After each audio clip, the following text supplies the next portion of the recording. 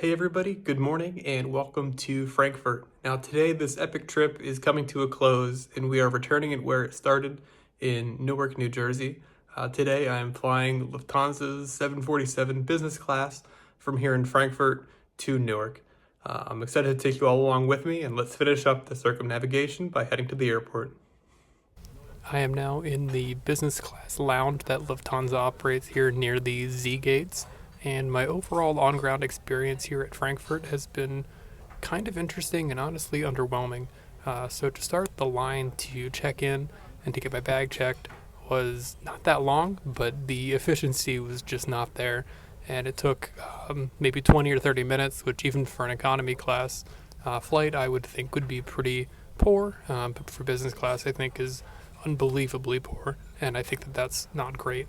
Then going through security, I did not have the quadruple S on my boarding pass or anything like that, but it was very intense and almost intrusive with the way that I was getting pat down, my hair was getting pat down, and then here in the lounge, the food offerings are generally okay, though stuff has not been very hot. The stuff that I tried a pretzel and it was not hot, which is fine. It was still pretty good.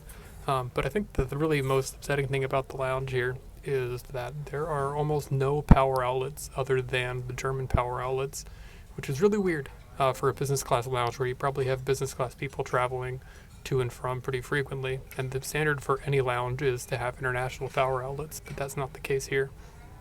There are some available in the certain part, like the business center, I think is what they call it here in the lounge. But the seats are unbelievably uncomfortable in the business center without even any back support. So I actually think the on-ground experience here that Lufthansa has in Frankfurt is very poor overall. And I think it's just about time to head out of the lounge and head to the gate. The reason that I'm doing this flight wasn't for the on-ground experience or anything like that. It was to be upstairs on the 747, and that's what I'm really looking forward to today. In general, the Frankfurt airport had kind of this industrial vibe, which I kind of liked. I actually thought this was a pretty nice airport overall. My favorite part, though, was this gaming world area where they had Xboxes set up and you could play games. So I played some Forza for a little bit.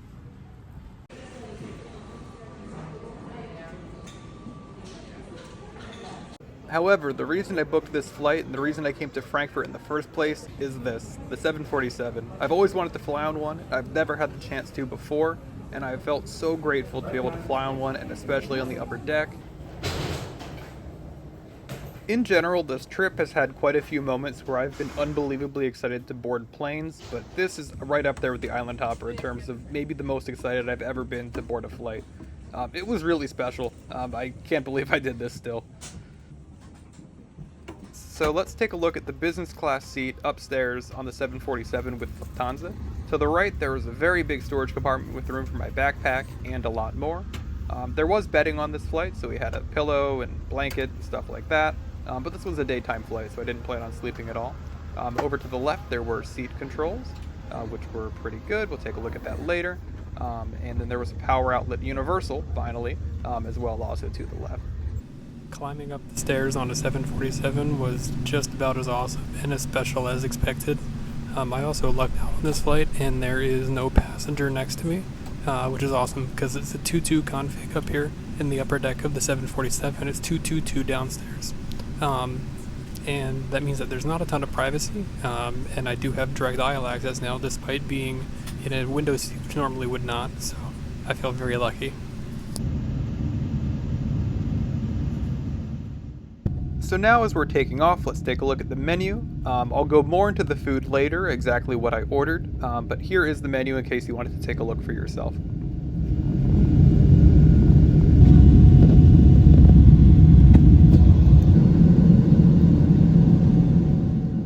So the meal got started with some champagne and some cheese.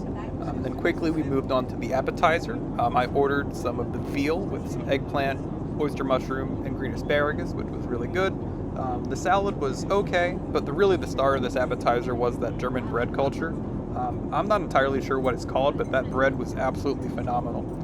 Now for the main course, I went with the cod that had a white wine and bacon sauce, and it also had pork bacon and fried mushrooms.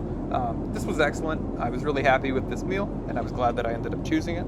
And then for dessert, I had some chocolate hazelnut cake with blueberry and raspberry and an almond cream, and this was also really good. The food on this flight was overall very consistent and good. So the meal service just concluded not long ago, and overall it was pretty good. I was happy that the portion sizes were a little bit more reasonable than you get on other airlines. I feel that it can be a little bit wasteful sometimes, just how much food they give you on planes. It doesn't make you feel good, and the food could be used in so many better ways, so I like that it was a more normal amount of food that we got today. I think I'm going to try to sleep for a little bit now so I can adjust back to the US East Coast time. I don't want to sleep for the rest of the flight, but if I can get an hour and a half of sleep, 2 hours of sleep, I think that would be really great. So that's the plan now. One other thing that I want to mention about the 747 is that it is just so quiet on board. I know that the 747-8 is actually a pretty modern plane, all things considered, but I wasn't expecting it to be as quiet as it really is. I am now in bed mode on the seat, and it's honestly really the most comfortable seat that I've been in on this entire trip. And I think that that's great, but the main problem would be if you're a solo traveler and you're not lucky like I am to have nobody next to you, there's just no privacy, and I think it would be hard for me to sleep like that, and I think a lot of other people would probably also feel the same way. But if you're a couple or if you're traveling with your partner, then I think that this would be no problem at all, and it would be really a comfortable seat because this is really padded, it's really soft. So now let's talk about the in-flight entertainment available on this flight. To start, there was Wi-Fi, but it was pretty expensive and also not that fast. In general, the screen also seemed to be quite old, which was surprising considering that this 747 was a pretty new plane. However, the movie catalog was pretty good. There were plenty of movies available, as well as TV shows, but the screen did break, and it kind of just wasn't that great of an experience. The controller felt old, the screen wasn't as bright as other ones I've seen, it wasn't as clear as other ones I've seen, so overall, while this in-flight entertainment was okay, I wouldn't say it was anything great. There was a second meal offered on the flight, but I declined it because I knew I'd be going home soon after landing, and I wanted something more local to me. Shout out to Salad Works, but it's good that they did have a second meal on a transatlantic flight. The approach into Newark was quite scenic. I don't love Newark or Newark Airport, but this approach was honestly kind of beautiful, and it was kind of crazy after weeks on the road to be back in the US and be back close to home. With Capital One miles transferred over to Air Canada, this flight would cost $60,000, which I feel is excellent value to sit on the upper deck of a 747. Such a special experience that I'm not going to forget.